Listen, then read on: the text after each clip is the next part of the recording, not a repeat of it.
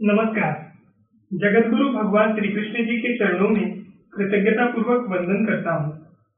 सनातन संस्था एवं हिंदू जन जागृति समिति द्वारा आयोजित धर्म संवाद इस विशेष कार्यक्रम में मैं गुरुराज प्रभु आप सभी का हार्दिक स्वागत करता हूँ।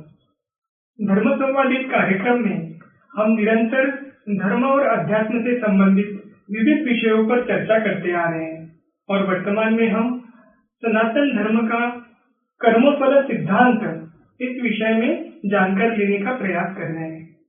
यह कार्यक्रम देखते समय आपके मन में यदि कोई प्रश्न निर्माण होते हैं तो वो हम तक पहुंचाकर उसका शंका समाधान करने का प्रयास अवश्य करें। आपके प्रश्न हम तक पहुंचाते समय आपका नाम और आपका पता यह दोनों लिखने का प्रयास करें। हम आपकी शंकाओं का समाधान करने का यथासंभव प्रयास करेंगे। हम सभी का सौभाग्य है कि धर्म संवाद इस कार्यक्रम में हमें संतों के द्वारा मार्गदर्शन प्राप्त होता है और आज के इस धर्म संवाद में हमें मार्गदर्शन करने के लिए पूजनीय नीलेश सिंह जी उपस्थित है। मैं आपका हार्दिक स्वागत करता हूँ। पूजनीय नीलेश सिंह जी, आप समुद्री जहाज निर्मित क्षेत्र के अभियंता हैं। आपने सनातन संस्था के मार्गदर्शन में साधना कर संत पद प्राप्त किया है, अर्थात आप आध्यात्मिक क्षेत्र के अधिकारी संत हैं। विगत 21 वर्षों से आप पूर्णकालीन रूप से सनातन हिंदू धर्म प्रचार के लिए निरंतर प्रवास में रहते हैं। आपके पास आध्यात्मिक और सामाजिक इन दोनों क्षेत्रों का अनुभव है।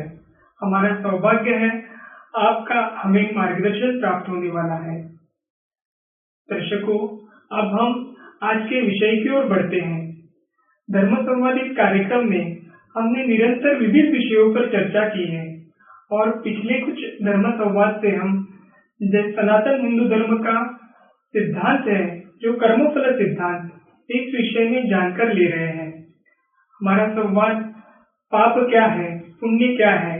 बहुतों को लगता है कि यह मात्र एक कल्पना है, परंतु ये कल्पना है या वास्तविकता है, यह हम समझकर लेने का प्रयास करेंगे, क्योंकि वर्तमान में पृथ्वी पर अनाचार बढ़ते जा रहे हैं और सनातन धर्म के सर्वश्रेष्ठ कर्मफल सिद्धांत को यदि हम समझकर लेते हैं तो निश्चित तौर पर यह कम होने में सहायता होगी।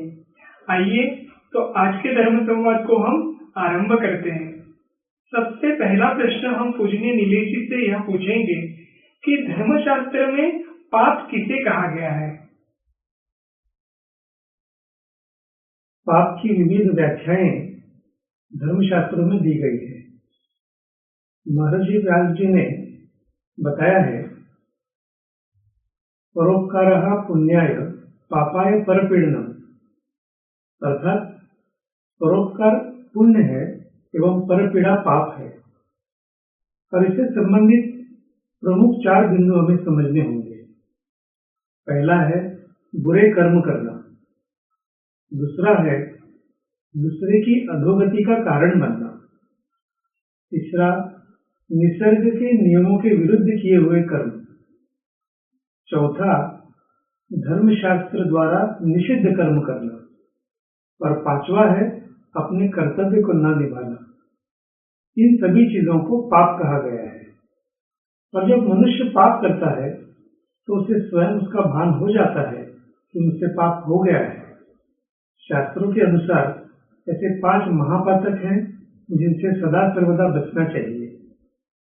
पहला है ब्रह्म हत्या, अर्थात वेदज्ञ, तपस्वी, ब्राह्मण इनकी हत्या करना। दूसरा है सुरापान यानी मद्यपान करना। यह ऐसा पाप है जिसमें मनुष्य की प्रवृत्ति बुरा कर्म करने की ओर झुक जाती है।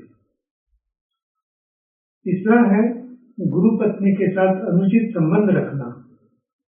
चौथा है चोरी करना, इसमें हर प्रकार की चोरी सम्मिलित मानी जाती है। और पांचवा है महापातकियों के साथ रहना एक पाप है, क्योंकि उनके संसर्ग से कुप्रवृत्ति पैदा होती है। इनके अतिरिक्त अनेक उपपातक भी हैं, जैसे गोवध है, व्यभिचार और परस्त्री गमन, अपने को बेच देना, गुरु माता पिता की सेवा न करना, वेदों का अध्ययन का त्याग करना, अपने संतान का भरण पोषण न करना, कन्या को दूषित करना, सूद पर पैसा लगाना, ब्रह्मचर्य व्रत का अभाव, विद्या को बेचना, अभक्ष्य पदार्थों का सेवन करना, लिया हुआ कर्ज न चुकाना, गंदी पुस्तकें पढ़ना, इनसे मनुष्य मानसिक व्यभिचार की ओर अग्रसर होता है और मन जो है वो गलत विचारों से भर जाता है। मन के समस्त पाप इस प्रकार के कुचिंतन से ही प्रारंभ होते हैं। परद्रव्य, परस्त्री, पराई वस्तु को लेने की इच्छा, व्यर्थ का अहंकार, ईर्ष्या, द्वेष आदि सब कुचिंतन के ही पाप हैं। मन में अनिष्ट चिंतन होने से मनुष्य वाणी से पाप करता है, असत्य भाषण करता है, चुगली और कठोरता की वाणी से वो बोलने लगता है। इसी प्रकार शरीर से होने वाले अनेक पाप हैं, जैसे हिंसा है, परदारा सेवन है, दूसरे की वस्तुओं पर बलपूर्वक अधिकार इत्यादि ये शरीर से होने वाले पाप हैं। इनमें से प्रत्येक की उत्पत्ति तब होती है जब मनुष्य के मन में कुविचार का जन्म होता है। बीज में वृक्ष छिपा होता है, उसी प्रकार शरीर में वासनाएं छिपी रहती है। विवेकी पुरुष को वासना की भयावहता से सदा सावधान रहना चाहिए। इन पापों से मुक्त होने के लिए शास्त्रों में कहा गया है, रव्यापने नानुतापेन तपसा अव्ययनेन च पाप कृत्युच्यते पापात् तथा दानेन चापादि। इसका अर्थ ये है कि पाप करने वाला व्यक्ति यदि चाहे तो दुखी होकर अपना पाप लोगों के समक्ष स्वीकारने से, सच्चा पश्चाताप करने से, सद्ग्रंथों के अध्ययन से, तपस्या से पाप मुक्त हो सकता है। और जैसे जैसे उसका मन पाप की निंदा करता है और सद्विचार तथा आत्मध्वनि के प्रभाव में आता है, वैसे वैसे वो पाप से मुक्त हो जाता है। भविष्य में किसी प्रकार का भी पाप न करने का दृढ़ संकल्प और उसका अभ्यास पाप मुक्ति का एक साधन है। जी, आपने पाप के विषय में हमें एकदम विस्तृत रूप से बताया, लेकिन एक प्रश्न मन में आता है कि जैसे पाप नहीं करना है, ये तो बहुतों को पता होता है, अंदर से भी ज्ञात होता है, फिर भी लोग पाप करते हैं, तो इसका कारण क्या हो सकता है? यह अच्छा प्रश्न है। मनुष्य ने जो भी अच्छे और बुरे कर्म किए हैं, वे सभी और हमारी बाल्यावस्था से जो आदतें लगी हैं, ये दोनों मिलकर संस्कार बनते हैं। ये संस्कार मनुष्य के पूर्व जन्मों से ही नहीं, अपितु माता पिता के संस्कार भी रज और वीर्य के माध्यम से उसके सूक्ष्म शरीर में प्रविष्ट होते हैं, जिससे मनुष्य का व्यक्तित्व इन दोनों से ही प्रभावित होता है। ये कर्म संस्कार यही प्रत्येक जन्म में संग्रहित या एकत्र होते चलते जाते हैं, जिसमें कर्मों का एक विशाल भंडार बन जाता है। यानी अच्छे और बुरे कर्मों का एक बहुत बड़ा विशाल भंडार बन जाता है। पाप के गहरे संस्कार जन्म जन्मांतरों तक हमारे शत्रु की तरह साथ लगे रहते हैं और दुखद स्थितियां पैदा करते रहते हैं। सामान्यतः मनुष्य इन संस्कारों से बंधा रहता है। अनेक जन्मों से चित्त पर हुए संस्कार इतने प्रबल होते हैं कि मन में पुण्य का विचार आने पर भी ये पूरे संस्कार मन को पाप की दिशा में ढकेल देते हैं। इसके लिए चित्त के संस्कार बदलने हेतु मन पर सतत अच्छे संस्कार तथा स्वभाव दोष निर्मूलन के प्रयास करने चाहिए। जब तक मन पर बुरे संस्कारों का प्रभाव रहता है, तब तक दोषों के कारण मनुष्य से पाप होते रहता है। अब कुछ उदाहरण मैं बताता हूँ किस किस प्रकार के पाप होते रहते हैं। पहला है निंदा करना। अब महान लोगों की जो निंदा करने वाले लोग होते हैं तो उनको तो पाप लगता ही है, परंतु निंदा सुनने वाले भी पापी बन जाते हैं, उनको भी पाप लगता है। दूसरा है स्वार्थ। मनुष्य जितना स्वार्थी होता है उतना उससे पाप होते रहता है। तीसरा है क्रोध। जैसे क्रोध है, लोभ एवं मत्सर। इसके बारे में श्रीमद् भगवद गीता के अध्याय 3 में कहा है कि काम पाप करवाता है, क्रोध एवं लोभ काम के ही स्वरूप है, मत्सर भी उसका भिन्न रूप है। यही विकार मनुष्य को पाप करने के लिए प्रेरित करते हैं तथा उसका अधपतन करते हैं। चौथा है पाप वृत्ति होने के साथ सात कारण होते हैं, जैसे श्रद्धा की हानि, असूया, दुष्ट चित्त, तत्व मूढ़ता, विकारों के अधीन होना, राग द्वेष विपुल मात्रा में होना तथा परधर्म रुचि होना।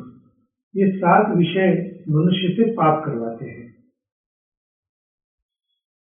अब विकारियों से संबंधित भी एक पाप होता है, इसलिए विकार से तुच्छता से कभी न बोले। यदि भीख नहीं देना है तो केवल नहीं कहे, अन्यथा तुच्छता से बोलने का भी शाप लगता है।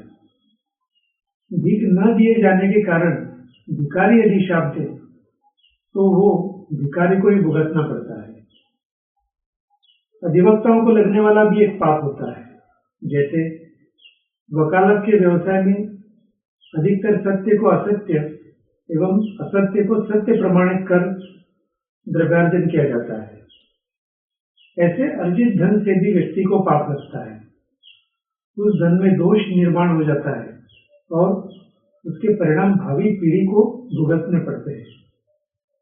इस दोष को दूर करने के लिए अर्जित धन का कुछ भाग धार्मिक कार्यों के लिए व्यय करना आवश्यक होता है। वैसा न करने से धन भी नाममात्र ही रह जाता है। इसलिए नियति का एक नियम है और ये नियम ही निश्चित है कि सामान्यतः अयोग्य कर्म तथा अधर्म करने वाले अधिवक्ताओं की तीसरी पीढ़ी दरिद्र हो जाती है। उसके आगे देवता, गुरु एवं देवालय के द्रव्य का दान, इसका अयोग्य व्यय करना तथा अपहार करना, इसके कारण भी बहुत बड़ा पाप लगता है, ऐसा स्कंद पुराण में कहा गया है। जी, अभी आपने हमें विस्तृत रूप से पाप के विषय में बताया, लेकिन वर्तमान में एक बहुत बड़ा समाज में एक देखने वाला पाप कर्म ध्यान में आता है, वो है भ्रूण हत्या। तो भ्रूण हत्या के विषय में अपने शास्त्रों में कुछ बताया है क्या, ये हम आपसे जानना चाहते हैं। इसके लिए शास्त्रों में बहुत कुछ बताया हुआ है। धर्मशास्त्र के अनुसार भ्रूण हत्या अर्थात गर्भपात को केवल पाप ही नहीं तो महापाप माना गया है। शास्त्रों में कहा गया है कि जिस महिला ने गर्भपात करवाया हो उस महिला के हाथ का भोजन करने से साधु संतों की भी तपस्या नष्ट हो जाती है, उनकी तपस्या नष्ट हो जाती है। तो उसके घर के लोगों के कितने पुण्य बचते होंगे। इसके बारे में पराशर स्मृति में लिखा हुआ एक श्लोक है, यत् पापम ब्रह्म हत्याया द्विगुणम गर्भपातने प्रायश्चित्तम न तस्यास्ति तस्यास्त्यागो विधीयते। इसका अर्थ है ब्रह्म हत्या करने से जो पाप लगता है उससे दुगना पाप गर्भपात करने से लगता है। इस गर्भपात रूपी महापाप का कोई प्रायश्चित्त भी नहीं है। इसमें तो उस स्त्री का त्याग कर देने का ही विधान बताया गया है। इसमें और भी एक श्लोक है, नारद पुराण में एक श्लोक है, वो ये कहता है, ब्रह्म हत्या दीपापाना प्रोक्ता निष्कृति रुत्तमया दम्भिनो निंदकस्यपि भ्रूण घनस्य न निष्कृति। इसका अर्थ ये है कि श्रेष्ठ पुरुषों ने ब्रह्म हत्या आदि पापों का प्रायश्चित्त बताया गया है। पाखंडी और परनिंदक का भी उद्धार होता है, किंतु जो गर्भस्थ शिशु की हत्या करता है उसके उद्धार का कोई उपाय नहीं है। और भी एक श्लोक है जो कहता है, अन्नादे भ्रूणः माष्टि पत्यो भार्या प्रचारिणी गुरौ शिष्यश्च त्याजश्च तेनो राजने किल्बिषम्। इसका अर्थ ये है, भ्रूण हत्या करने वाला उसके यहाँ भोजन करने वाले को भी निंदा का पात्र बना देता है। अर्थात जैसे भ्रूण हत्यारे को बुराई मिलती है, वैसे ही उसके यहाँ अन्न खाने वाले को भी उसके कारण बुराई मिलती है। व्यभिचारी स्त्री की बुराई उसके पति को मिलती है, बुरे शिष्य की बुराई उसके गुरु को मिलती है, और यजमान की बुराई उसके यज्ञ करने वाले ऋत्विक गुरु को मिलती है। इसी प्रकार दंड न देने पर चोर की बुराई राजा को मिलती है। और भ्रूण हत्या करने से 4 हत्या करने के पाप लगते हैं। शास्त्र के अनुसार भ्रूण हत्या से 4 पाप लगते हैं। ये 4 पापों को महापाप कहा गया है। इसमें पहला है, बच्चे भगवान के रूप होते हैं, अतः भगवान की हत्या करने का पाप लगता है। दूसरा, गर्भस्थ शिशु जिसका जन्म नहीं हुआ है तो ब्राह्मण होता है, इसलिए ब्रह्म हत्या का पाप लगता है। जिस शिशु को मारा उसके कुल की हत्या का पाप लगता है। और चौथा, सामान्य रूप से जीव हत्या का दोष भी लग जाता है। हिंदू शास्त्र कहता है कि एक भ्रूण हत्या करने के दंड स्वरूप प्रत्येक व्यक्ति को 300 जन्म तक त्रिवर्ग योनि में रहना होता है। त्रिवर्ग का अर्थ है कीट या पतंगों की योनि में। हिंदू ग्रंथों में ब्रह्म हत्या, गौ हत्या के प्रायश्चित लिखे गए हैं, किंतु भ्रूण हत्या का प्रायश्चित किसी भी ग्रंथ में लिखा नहीं गया है। भ्रूण हत्या के लिए सीधे ही दंड का ही प्रावधान किया गया है। भ्रूण की हत्या करने वाले के लिए सबसे कठोर सजा निर्धारित है और ऐसे व्यक्ति को कई युगों तक इस सजा का दंड भुगतना पड़ता है। दर्शकों, भ्रूण हत्या कितना गंभीर महापातक है ये हमें इससे ज्ञात हुआ कि जिसका कोई प्रायश्चित ही नहीं है, बल्कि उसके लिए एकमात्र दंड का प्रावधान है। तो इस विषय में जो पूजनीय नीलेश जी ने हमें भान करा के दिया, ये हम सभी के लिए जानकारी अत्यंत महत्वपूर्ण थी। अभी और एक प्रश्न हम जो वर्तमान परिप्रेक्ष्य में आपसे पूछना चाहेंगे कि वर्तमान में जो देश की राष्ट्र की स्थिति है या समाज की स्थिति है या अपनी धर्म और संस्कृति की स्थिति है, तो उस विषय में यदि कोई कुछ नहीं करता है, क्योंकि सर्वसामान्य व्यक्ति की मानसिकता ऐसी रहती है कि मैं भला मेरा काम भला, तो ऐसी वृत्ति से जो अपना जीवन व्यतीत करते हैं और राष्ट्र और धर्म संस्कृति के लिए कुछ नहीं करते, क्या उन्हें भी पाप लगता है? ये हम आपसे जानना चाहते हैं। आज की स्थिति अगर देखते हैं तो अधर्म के कारण या नास्तिकता के कारण या आधुनिक समाजवाद इत्यादि के कारण पाखंड तथा सैकड़ों दल हमारे सनातन धर्म का नाश करने के लिए उठे हुए हैं, प्रयास करते हैं। ऐसी स्थिति में यदि कोई धनवान, सत्तावान, बुद्धिमान एवं समर्थ इस षड्यंत्र को देखते हुए शांत बैठते हैं तो वो साक्षात पाप ही है।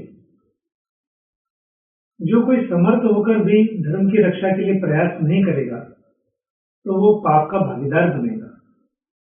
श्रीमद् भगवद गीता में भगवान स्वयं कहते हैं कि जब जब धर्म की ग्लानि होती है तब तब सज्जनों की रक्षा के लिए और दुर्जनों के विनाश के लिए तथा धर्म की संस्थापना का कार्य करने के लिए मैं स्वयं अवतार लूंगा। जब भगवान स्वयं धर्म और संस्कृति की रक्षा के लिए वचन देते हैं तो क्या हमारा इसके प्रति कोई दायित्व नहीं है? इसी कारण राष्ट्र और धर्म की बुरी स्थिति देखकर भी शांत रहना निश्चित तौर पर पाप ही है।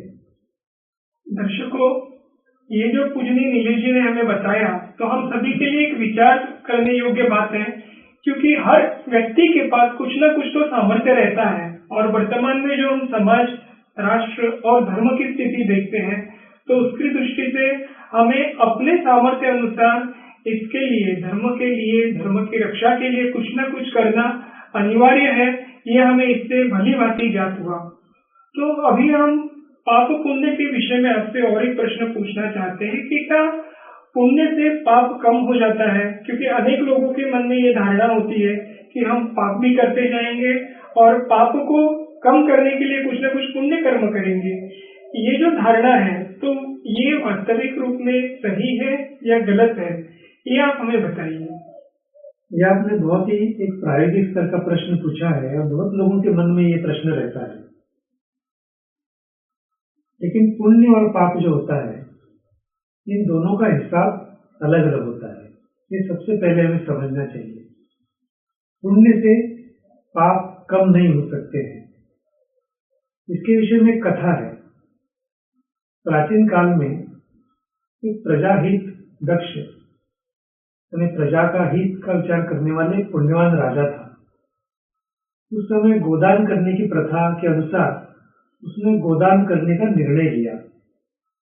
दान करने के लिए जब गौओं को वो ले जा रहे थे, उस समय भूल के कारण एक ब्राह्मण की गाय मार्ग में उन गौओं में मिल गई और वो भी दान कर ली थी, वो भी दान में चली गई। कुछ काल उपरांत जिस ब्राह्मण की वो गाय थी, उसे वो दूसरे व्यक्ति के पास दिखाई दी। ब्राह्मण के पास एक ही गाय थी और उसे अपनी गाय अत्यंत प्रिय भी थी और उसके वियोग में वो छटपटा रहा था। तो उन्हें पूछा, तो पूछताछ करने पर उसे ज्ञात हुआ कि वो गाय उस व्यक्ति को राजा से दान मिली हुई है। ब्राह्मण राजा के पास गए और उसने राजा से वही गाय लौटाने की विनती की। राजा के समक्ष प्रश्न उपस्थित हुआ कि एक बार दान में की गई गाय वापस कैसे मांगू। उसने उस गाय के स्थान पर अन्य गौएं उसको ब्राह्मण को दी, परंतु उसने वो ली नहीं। आगे यथायोग्य समय पर उन सबका निधन हो गया। यद्यपि राजा ने जीवन भर सर्व पुण्य कर्म ही किए, परंतु केवल अनजाने में घटित उस एक भूल के कारण एवं ब्राह्मण के गाय के वियोग में छटपटाने के कारण उसे पाप लग गया और उस पाप के प्रायश्चित के रूप में उसे गिरगिट का जन्म प्राप्त हुआ। वो पाप भोगने के पश्चात पुण्य का फल भोगने के लिए वो देवलोक में चले गए। इससे यही ध्यान में आता है कि पहले पाप करने के पश्चात बड़ी मात्रा में पुण्य करने से पाप समाप्त नहीं होता है। प्रत्येक व्यक्ति को पुण्य का सुखद फल और पाप का दुखद फल भोगना ही पड़ता है और इसी को कर्मफल सिद्धांत कहते हैं। जी, कर्मफल सिद्धांत के विषय में ये एक छोटी सी कथा के माध्यम से आपने जो इसका महत्व बताया वो बहुत ही सुंदर था। तो इससे हम सभी को सीख मिली होगी कि पाप कर्म कितना सूक्ष्म होता है।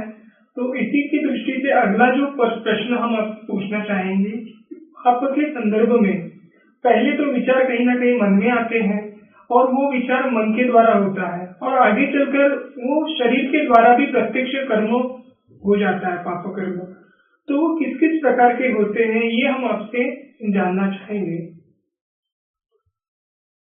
इसके बारे में श्री वाल्मीकि रामायण में कहा गया है कि मनुष्य प्रथमतः अंतःकरण में पाप कर्म का निश्चय करता है, तत्पश्चात वो उस पाप का जिह्वा से उच्चारण करता है और उसके उपरांत देह से उसका आचरण करता है। और इसमें तीन प्रकार के अलग अलग प्रकार के पाप बताए गए हैं। जैसे एक तो कायिक पाप है, ये तीन प्रकार के होते हैं, यानी शरीर से किए गए पाप। उदाहरण के तौर पर चोरी करना, किसी की हत्या करना एवं किसी दूसरे के पत्नी के साथ संभोग करना। दूसरा है चार वाचिक पाप है, जो वाचा से किए जाते हैं। इसके बारे में उदाहरण है जैसे किसी को अपमानजनक बोलना, किसी की निंदा करना, असंबद्ध बोलना एवं असत्य बोलना। और तीसरा होता है मानसिक प्रकार का पाप, यानी जो मन से किए गए पाप होते हैं, जैसे दूसरे के धन की अभिलाषा रखना, दूसरों का अनिष्ट सोचना, बुरा सोचना, मिथ्या अभिनिवेश करना, दुराग्रह करना, ये सभी मानसिक प्रकार के पाप होते हैं। तो ये है पापों के बारे में जो आपने प्रश्न पूछा है। जैसे पहले मन में तय होता है और बाद में वो प्रत्यक्ष पाप हो जाता है, तो किन किन प्रकार के पाप होते हैं वो मैंने आपको बताया। जी, आपने काया, वाचा और मन से करने वाले पापों के विषय में बताया। तो एक सामान्य प्रश्न अनेक लोगों के मन में आता है कि हम कहते हैं कि जीवन में घटित होने वाली घटनाओं पर हमारा नियंत्रण नहीं होता है, तो जीवन में हम पाप का फल भुगत रहे हैं या कुछ पाप कर्म कर रहे हैं, ये हमें कैसे पता चलेगा? अभी इसके उत्तर स्वरूप मैं कुछ लक्षण बताऊंगा जिससे ये पहचाना जा सकता है कि व्यक्ति पाप के फल भुगत रहा है या नहीं। यदि किसी व्यक्ति के जीवन में कुछ ऐसे प्रसंग हो रहे हैं तो समझ सकता है कि मैं मेरे पाप का फल ही भुगत रहा हूं। जैसे उपहास होना, दूसरा सरकार की ओर से दंड होना, धन का नाश, नौकरी गंवाना, व्यापार में हानि होना, या कहीं से तिरस्कार होना, अपकीर्ति होना, बदनामी होना, या फिर रोग होना अथवा मानसिक तनाव में रहना, मनोकामनाएं पूर्ण न होना, संकट और दुर्भाग्य और दुख होना, आध्यात्मिक पतन होना, स्वर्ग प्राप्ति में बाधा आना, पुण्य कार्य करना भी कठिन होना, आध्यात्मिक प्रगति में बाधा आना, मोक्ष प्राप्ति अत्यंत दूर रहना, ये सभी पाप के फल ही होते हैं। तो सामान्यतः व्यक्ति अगर खुद का निरीक्षण करे तो समझ में आ जाता है कि वो पाप का फल भोग रहा है या नहीं। जी, आपने जिन उदाहरणों से ये बताया तो हम सभी को ये समझने के लिए आसान रहा। और एक प्रश्न हम आपसे ये पूछना चाहते हैं कि अनेक बार जिन्हें धर्म ज्ञात होता है, ऐसे लोगों के द्वारा कुछ न कुछ पापकर्म होता है या फिर उनके द्वारा धर्म से संबंधित ही कोई कुकर्म हो जाता है, तो उसका फल किसे भुगतना पड़ता है, ये हम आपसे जानना चाहें।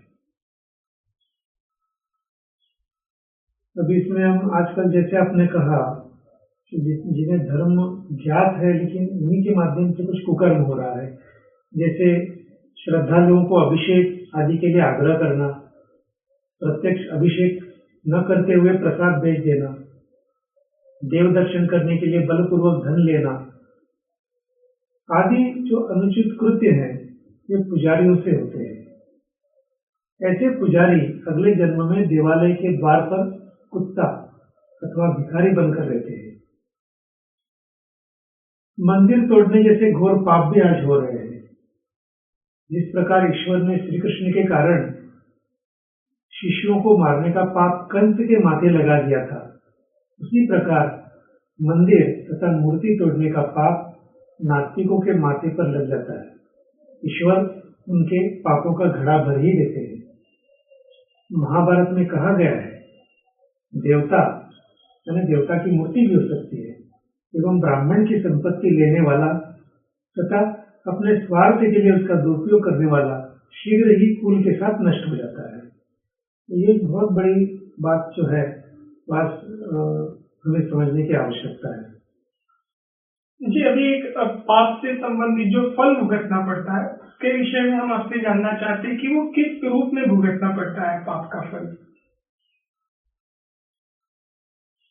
यदि पाप कम हो, पाप अल्प हो, तो पापी जीवों द्वारा नरक का दंड भोगकर समाप्त होने के उपरांत उन्हें जंगल में रहने वाले वनवासी परिवार में जन्म प्राप्त होता है। वहां भी उन्हें आवश्यक अन्न एवं वस्त्र नहीं मिलते और वहां उन्हें अत्यंत कष्ट एवं यातनाएं सहन करनी पड़ती है। अनेक वर्ष कष्ट एवं दरिद्रता भोगने के उपरांत उन पापी जीवों की वृत्ति में सुधार होता है। उनके मन में निर्धनों के प्रति दया उत्पन्न होती है। उनके अंतःकरण में करुणा एवं प्रेम उत्पन्न होने लगता है और अनेक जन्मों के उपरांत उनका स्वार्थ नष्ट होकर उनमें परोपकारी वृत्ति निर्माण हो जाती है। इससे ऐसे जीव यथार्थ स्वरूप में सज्जनता एवं मानवता के गुणों की सहायता से उन्नत होने लगते हैं। इस प्रकार से उन्हें फल मिलता है। ये इसी स्वरूप का और एक प्रश्न हम आपसे जानना चाहते हैं कि पापियों को पाप किस प्रकार से भुगतना पड़ता है? अभी मैंने कुछ कम पाप हुए तो क्या कैसे भोगने पड़ते हैं इसके बारे में बताया, लेकिन पाप यदि अधिक हो तो कैसे उसका फल भोगना पड़ता है इसके बारे में भी कुछ उदाहरण बताता हूँ। मनुष्य जन्म का दुरुपयोग करने वाले अत्यंत पापी जीवों को सहस्त्र वर्षों तक पुनः मनुष्य जन्म मिलता नहीं है। नरक का दंड भोगने पर कुछ लिंग देहों को अलग अलग प्रकार के जन्म मिलते हैं, जैसे वृक्ष एवं पत्थर बनकर रहने का जन्म मिलता है, कभी कभी कीटक का जन्म प्राप्त होता है, मछलियां, गिद्ध, चमगादड़ समान योनि में जन्म मिलना, बोझा ढोने वाले जानवरों का जन्म मिलना, और यदि पाप की मात्रा अधिक हो तो 30 से 40 बार ऐसे जानवरों का जन्म लेना पड़ता है, और उसके पश्चात उन्हें दरिद्र तथा मेहनत मजदूरी करने वाले व्यक्तियों के कुल में जन्म लेना पड़ता है। कभी कभी ऐसा भी होता है कि जन्म से ही वो व्यक्ति कुरूप हो सकता है या अपंग हो सकता है, या जन्म से ही रोगग्रस्त होना, जन्म के पश्चात महारोग जैसे असाध्य एवं भयंकर रोग होना, भिखारी बनना, इस प्रकार के विभिन्न प्रकार के जन्मों से उसे जाना पड़ता है। और मनुष्य जन्म में अधर्माचरण एवं पापाचरण करते हुए मनुष्य जन्म का अनुचित उपयोग करने का अर्थ है ईश्वरीय नियमों के विरुद्ध या ईश्वरीय नियमों के विपरीत व्यवहार करना, और जिसका जैसा कर्म होगा उसके अनुसार ईश्वर से न्याय देते हैं। अतः मानव द्वारा होने वाले अपराध के अनुसार उसे दंड मिलता ही है एवं उसे वो भोग कर ही समाप्त करना पड़ता है। अर्थात जैसे कहा जाता है कि जैसे करनी वैसे भरनी, यही है कर्मफल न्याय सिद्धांत। दर्शकों, आज के इस धर्म संवाद में हमने पाप के विषय में विस्तृत रूप से पूजनीय नीलेश जी से जान के लिया, और ये जो जानकारी हमें मिली उससे निश्चित तौर पर हमें सदाचारी बनने का और सनातन धर्म के जो नियमों को अपने आचरण में लाने का महत्व समझ में आया होगा। और क्योंकि इसके परिणाम कितने गंभीर हो सकते हैं, ये हमने आज के इस धर्म संवाद में जान के लिया। ये महत्वपूर्ण और विस्तृत रूप से हमें पाप कर्म के विषय में जानकारी देने के लिए पूजनीय नीलेश जी के हम आभारी हैं। और दर्शकों, आज का यह धर्म संवाद हम समाप्त करने से पूर्व पुनः एक बार आपसे विनती करेंगे कि आज के इस धर्म संवाद को देखते हुए आपके मन में यदि कोई भी प्रश्न निर्माण हुए या फिर आपके मन में धर्म संवाद इस कार्यक्रम के विषय में कोई सुझाव हो तो निश्चित तौर पर कमेंट बॉक्स में लिखकर आप उन्हें हम तक पहुंचाइए। इस धर्म संवाद के माध्यम से हम इसी तरह अलग अलग विषयों को लेकर आपके सामने आते रहेंगे और आपकी जिज्ञासाओं को शांत करेंगे। आइए आज का यह धर्म संवाद समाप्त करने से पूर्व पुनः एक बार जगत गुरु भगवान श्री कृष्ण जी के चरणों में हम कृतज्ञता पूर्वक वंदन करेंगे और आज के इस धर्म संवाद को यहीं पर विराम देंगे। नमस्कार।